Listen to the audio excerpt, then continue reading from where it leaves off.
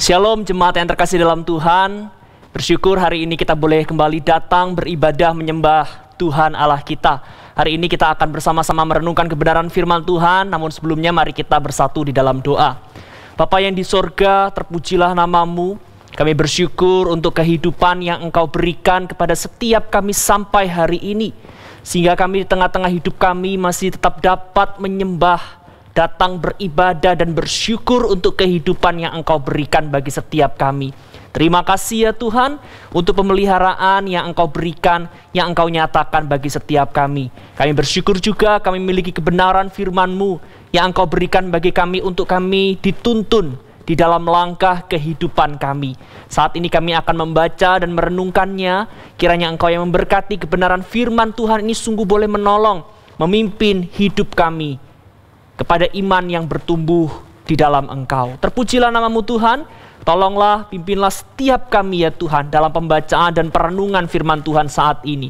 Kami serahkan semuanya dalam tangan pimpinan pertolongan-Mu. Dalam nama Tuhan kami Yesus Kristus, kami bersyukur dan berdoa. Amin. Jemaat yang terkasih dalam Tuhan, hari ini kita akan bersama-sama merenungkan firman Tuhan dengan tema, benarkah banyak jalan yang membawa kepada Allah? Firman Tuhan hari ini diambil dari Yohanes pasal 14 ayat yang pertama sampai yang ke-7. Saya akan membacakannya bagi kita sekalian. Demikianlah firman Tuhan. Janganlah gelisah hatimu. Percayalah kepada Allah, percayalah juga kepadaku. Di rumah Bapakku banyak tempat tinggal. Jika tidak demikian, tentu aku mengatakannya kepadamu. Sebab aku pergi ke situ untuk menyediakan tempat bagimu. Dan apabila aku telah pergi ke situ dan telah menyediakan tempat bagimu, aku akan datang kembali dan membawa kamu ke tempatku, supaya di tempat di mana aku berada, kamu pun berada. Dan kemana aku pergi, kamu tahu jalan ke situ. Kata Thomas kepadanya, Tuhan, kami tidak tahu kemana Engkau pergi. Jadi bagaimanakah kami tahu jalan ke situ? Kata Yesus kepadanya, Akulah jalan dan kebenaran dan hidup.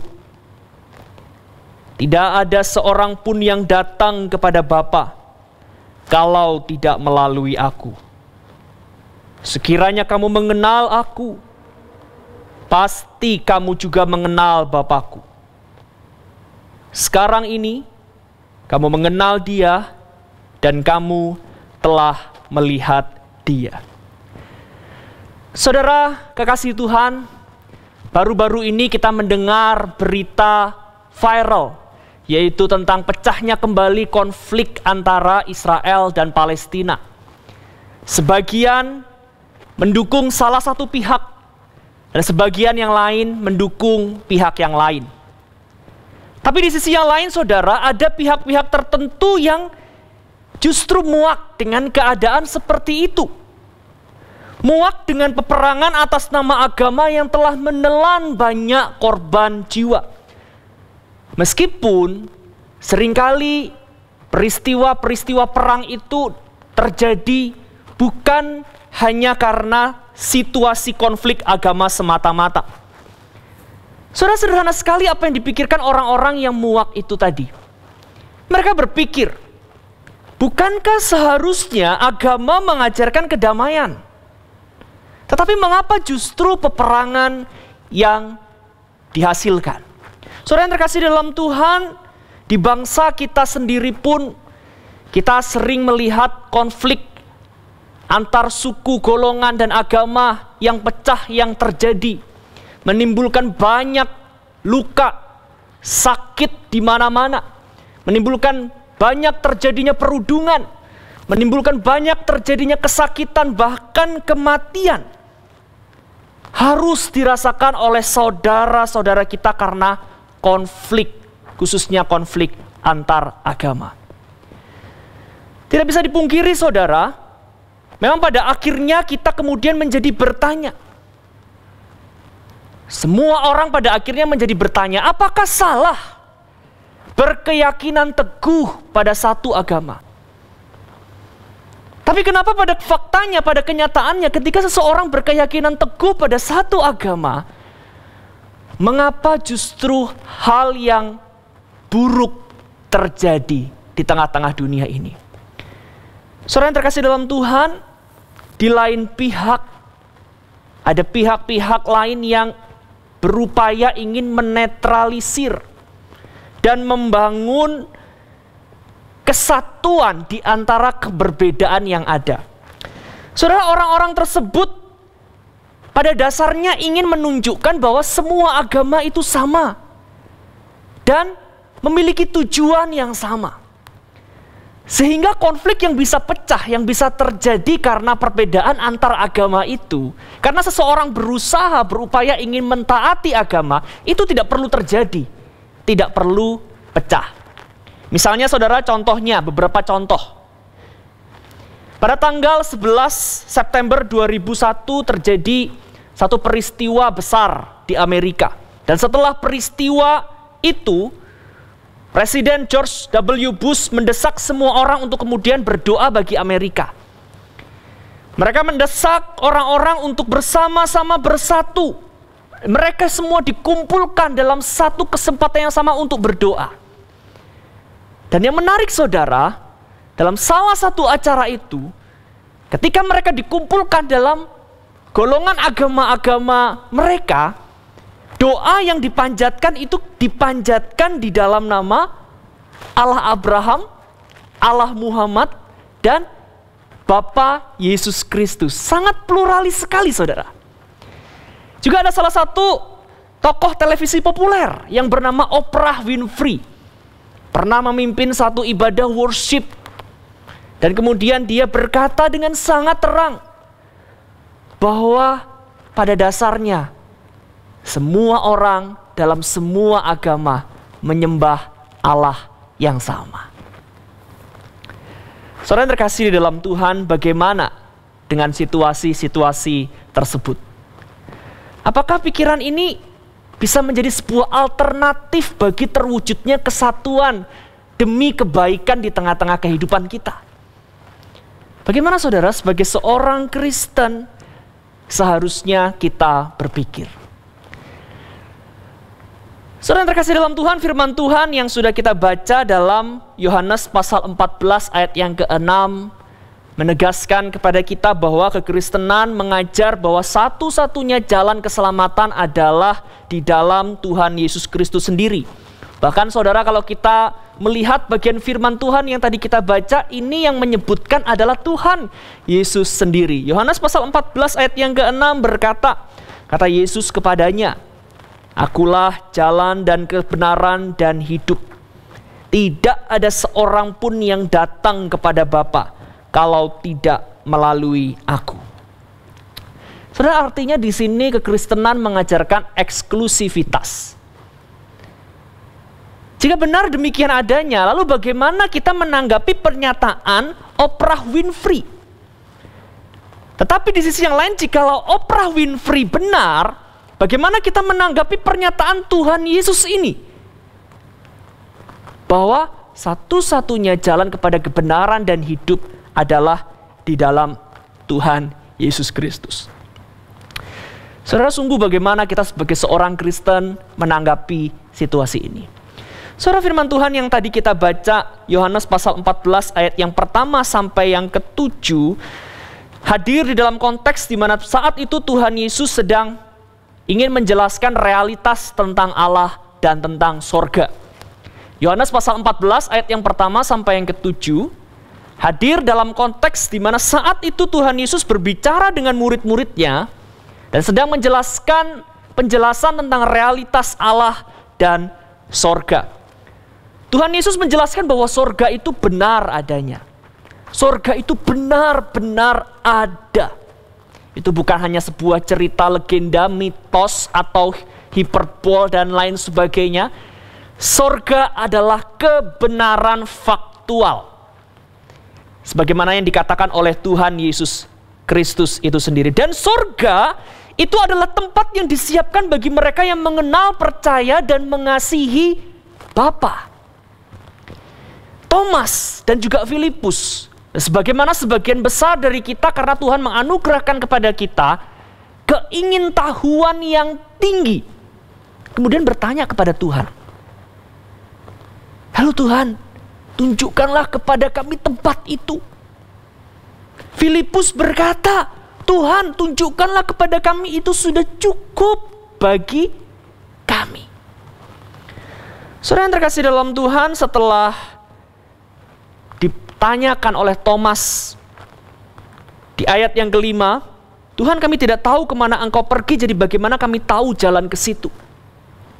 Tuhan Yesus kemudian menjawab di ayat yang ke-6. Kata Yesus kepadanya sekali lagi, "Akulah jalan dan kebenaran dan hidup." Artinya saudara yang terkasih di dalam Tuhan, dari bagian yang sudah kita baca hari ini, Tuhan Yesus menyatakan dua hal kepada kita.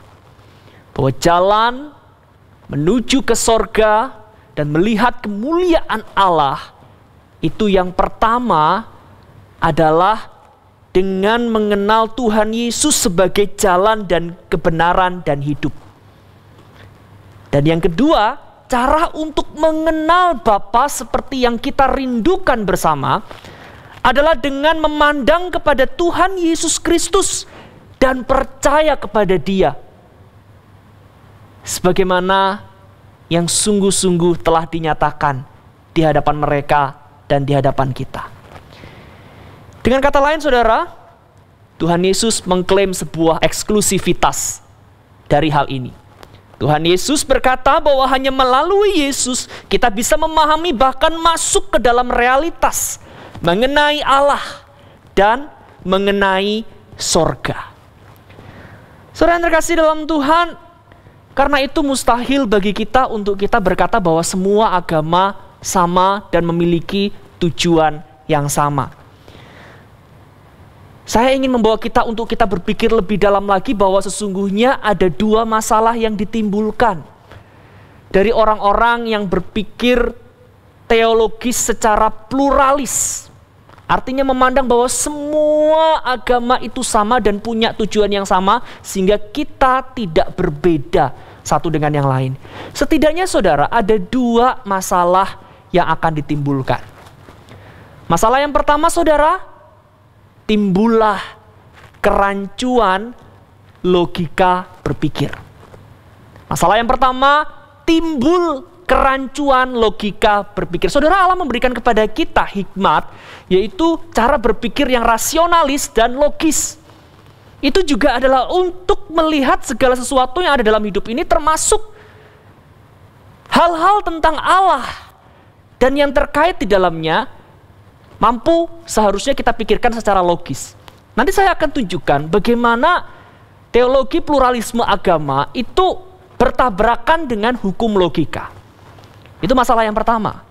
Masalah yang kedua saudara, secara fundamental memang tidak mungkin semua agama itu sama. Nanti saya akan sampaikan mengapa demikian. Saudara, mari kita memahami hal ini lebih dalam lagi. Saudara, masing-masing agama tentu sebagaimana kita tahu dan kita mengerti, mengklaim bahwa ajaran mereka didasarkan pada kebenaran. Karena itu saudara, semua orang berupaya memegang dan mengajarkan pengajarannya kepada umatnya, bahkan meyakinkan orang yang lain untuk masuk ke dalam kepercayaan mereka, karena mereka berdasar tentu saja berkata bahwa apa yang diajarkan dan apa yang mereka percaya itu adalah kebenaran.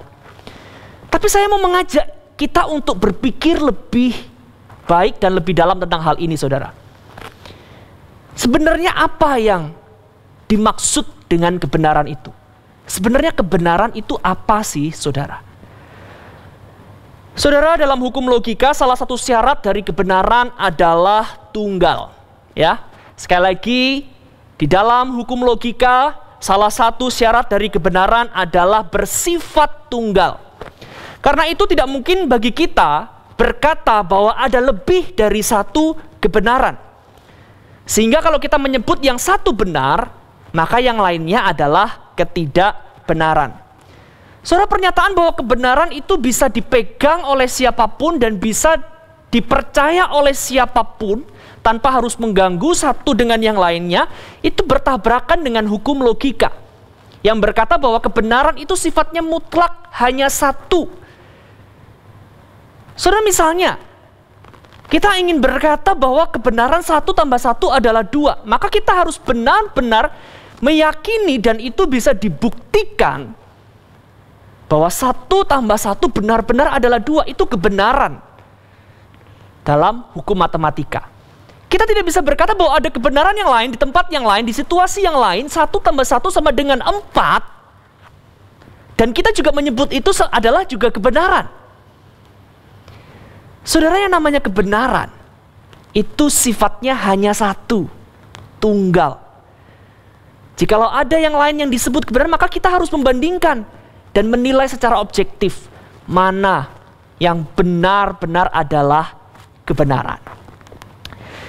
Maka sangat sulit diterima, saudara, bahwa semua agama sama jika semua agama berkata mereka benar. Yang kedua, saudara, problem yang kedua yang tadi saya sebutkan secara fundamental tidak mungkin semuanya dikatakan benar. Begini, saudara, secara etika dan moral memang agama-agama memiliki kesamaan tujuan, yaitu untuk berbuat baik, menghadirkan kebaikan. Jikalau engkau ingin diperlakukan baik oleh sesamamu, maka berlakulah baik kepada sesamamu. Secara umum agama-agama memang mengajarkan hal tersebut. Tetapi saudara, kan agama dan kepercayaan tidak hanya mengajarkan hal itu. Agama tidak hanya mengajarkan etika dan moral. Agama tidak hanya berbicara tentang etika dan moral. Saudara, ada banyak sekali hal-hal yang mendasar di dalam kepercayaan-kepercayaan dalam agama-agama yang tidak bisa saling berkaitan satu dengan yang lain. Misalnya seperti berbicara tentang asal mula manusia, berbicara tentang dunia, berbicara tentang Allah, berbicara tentang Yesus, berbicara tentang dosa, berbicara tentang kematian, makna hidup, natur manusia, dan hal-hal yang lainnya. Bukankah semua agama memiliki ajaran dasar fundamental yang berbeda? Maka saudara berkata bahwa semua agama sama dan memiliki tujuan yang sama, itu mengabaikan dua masalah yang ditimbulkan. Perlawanan dengan hukum logika dan juga mengabaikan bahwa secara fundamental ternyata semua agama tidak sama.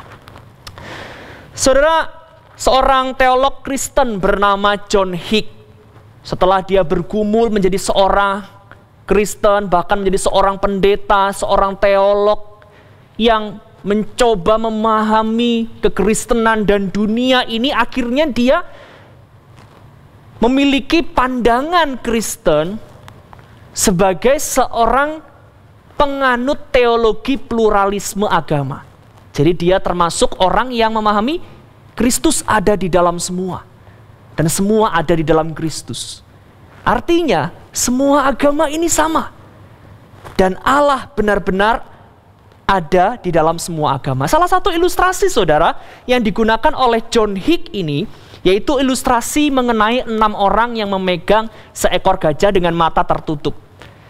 Ilustrasinya begini, ada 6 orang, matanya ditutup, lalu kemudian diminta untuk mendekati gajah dan diminta untuk memegang gajah tersebut.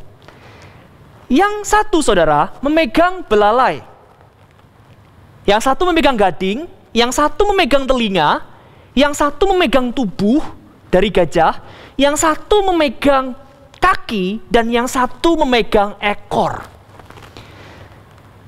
Saudara, kira-kira ketika ditanyakan kepada orang yang ditutup matanya ini, apa yang sedang kamu pegang ini? Apa yang akan dikatakan oleh ke-6 orang tersebut, saudara? Ke-6 orang tersebut akan memberikan penjelasan yang berbeda-beda satu dengan yang lain. Yang memegang belalai akan berkata, ini seperti seekor ular piton yang besar. Yang memegang ekor berkata, enggak, ini ular yang kecil. Bahkan mungkin seperti ada bulu-bulunya begitu. Ini yang belum pernah diketahui. Yang memegang telinga akan berkata, enggak, ini seperti kipas. lebar dan bergerak-bergerak. Yang memegang tubuh berkata, enggak, ini nih tembok besar. Lalu yang memegang kaki berkata, ini sebuah tiang yang besar. Bagaimana bisa kamu berkata ini sebuah tembok yang besar? Dan terakhir, yang memegang gading berkata, ini bukan ular, bukan kipas, bukan tembok, bukan tiang. Bagaimana bisa kalian berkata seperti itu? Ini adalah tombak yang tajam. Seperti itu dikatakan oleh John Hick. Saudara, John Hick ingin berkata bahwa orang yang beragama seperti itu sebenarnya semuanya mengacu pada satu hal yang sama, esensi yang sama. Tetapi karena kelemahan, keterbatasan manusia, kita itu menyembah Allah yang sama dalam cara kita masing-masing. Saudara, seolah-olah John Hick memberikan solusi, padahal tidak sama sekali. Saudara, kita tentu tidak bisa berkata bahwa setiap agama mau dikatakan seperti apa yang dikatakan oleh John Hick.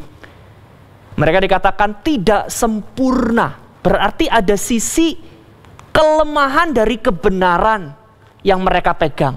Mereka tidak sempurna memahami kebenaran yang mereka pegang. Mana ada agama yang mau dikatakan seperti itu. Lagi pula, John Hick dan teologinya terlihat sangat arogan dengan memandang dia yang punya pemikiran seperti itu lebih terbuka dan jauh lebih mengerti tentang Allah daripada agama-agama dalam dunia ini. Oh saudara, itu bukannya memberikan solusi, hal itu justru menyakiti keluhuran dari masing-masing agama. Jadi saudara, bagaimana kita memahami akan hal ini? Melihat akan semua hal ini, maka mustahil bagi kita berkata bahwa semua agama sama. Semua agama tentu tidak sama. Dan kalau begitu, kita harus punya cara berpikir yang lebih baik daripada berkata semua agama sama. Saudara, saya ingin berkata tentang Tuhan Yesus pada kali ini. Namun saya berharap kita bisa pelan-pelan untuk kita belajar memahami dan mengenalnya. Mungkin saya terkesan buru-buru, tetapi saya ingin menyatakannya dengan hati kepada saudara sekalian. Saudara, tentu kita bersyukur di dalam kebenaran Injil kita mengenal Tuhan Yesus Kristus. Firman Tuhan berkata dalam Roma pasal 5 ayat yang pertama sampai yang kedua. Sebab itu, kita yang dibenarkan karena iman, kita hidup dalam damai sejahtera dengan Allah oleh karena Tuhan kita Yesus Kristus. Oleh Dia, kita juga akan beroleh jalan masuk oleh iman kepada kasih karunia ini. Di dalam kasih karunia ini kita berdiri dan kita bermegah dalam pengharapan akan menerima kemuliaan Allah. Saudara, semua agama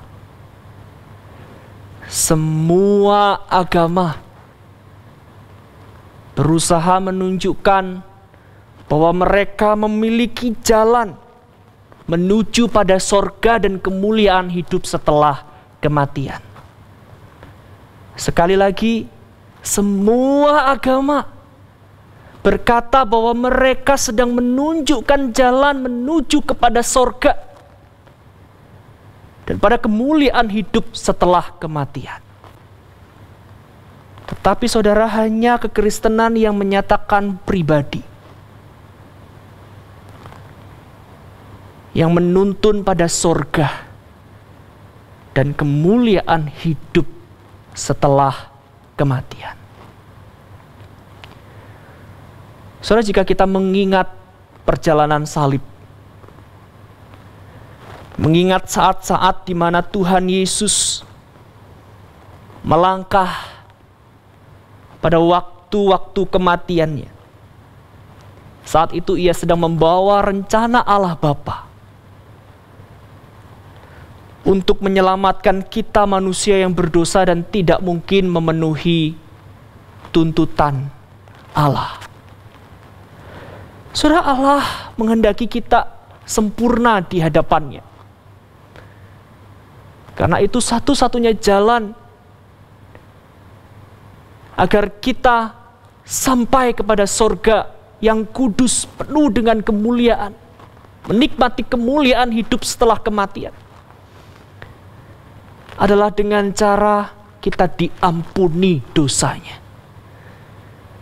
Pengampunan itu bukan pengampunan dengan harga yang sepele, tapi harga yang telah dilunas, dibayarkan melalui pengorbanan Tuhan Yesus Kristus.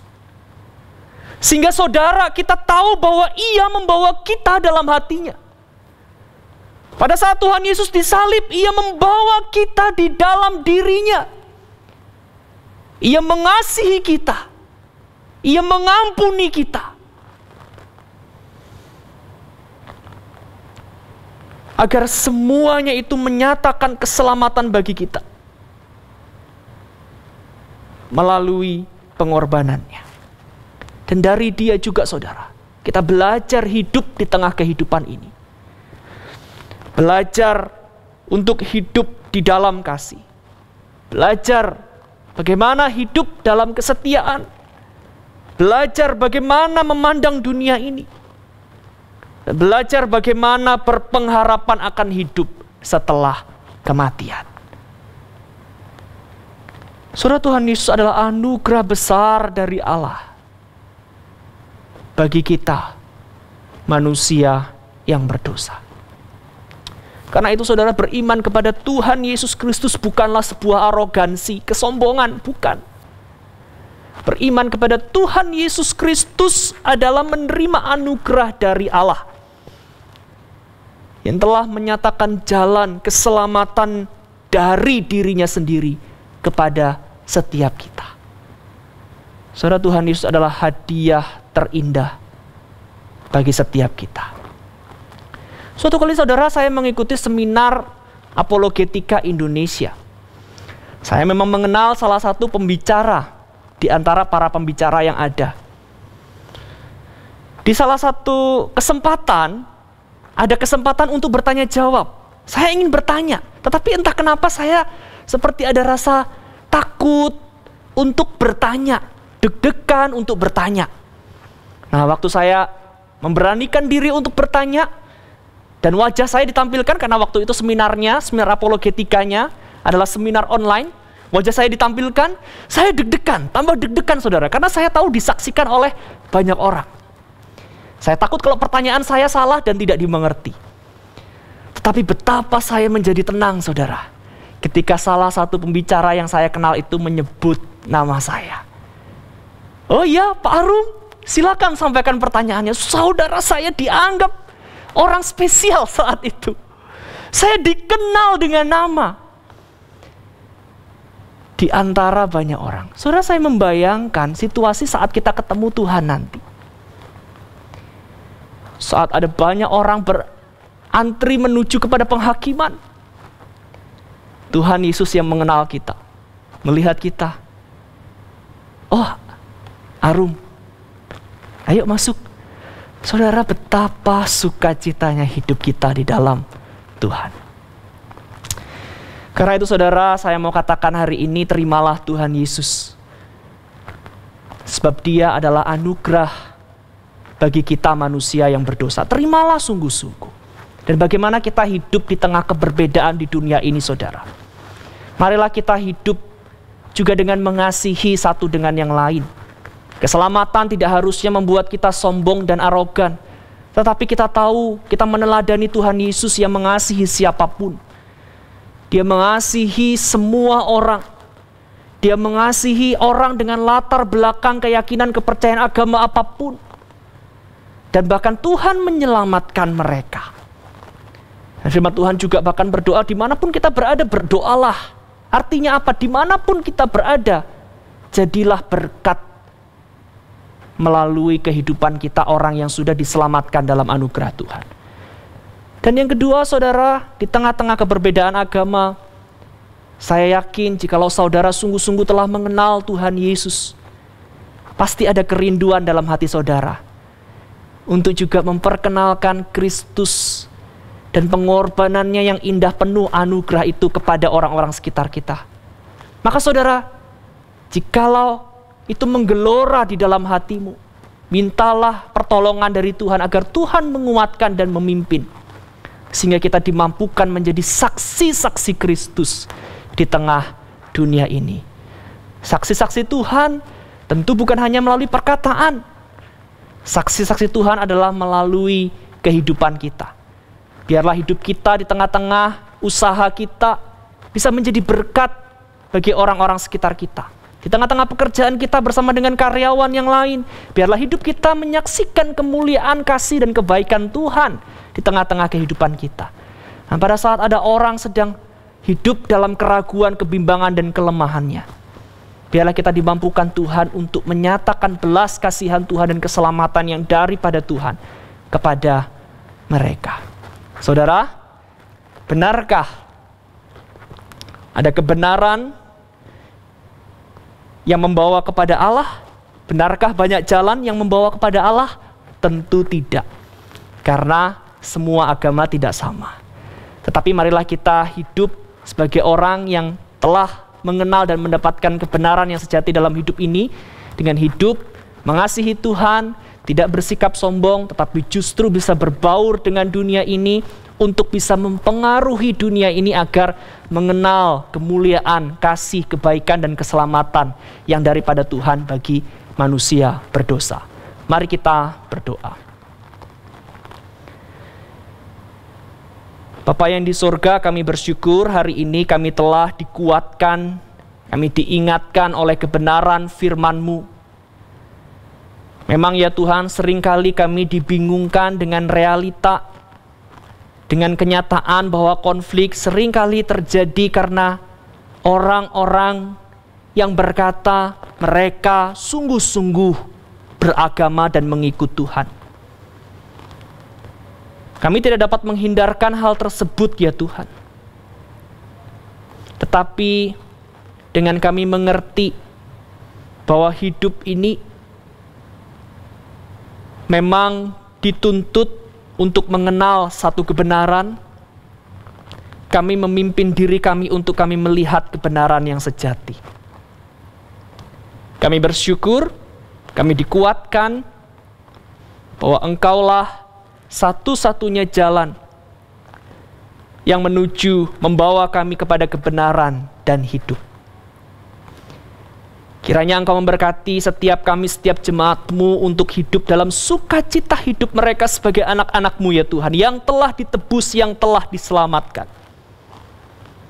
Dan kiranya Tuhan juga memberkati, memampukan kami di tengah-tengah dunia ini untuk dapat menjadi berkat, menjadi garam dan terang, sehingga banyak orang juga boleh dibawa kepada Tuhan Yesus Kristus, satu-satunya Tuhan dan Juru Selamat atas kehidupan ini. Terima kasih ya Tuhan, terima kasih, terpujilah nama-Mu.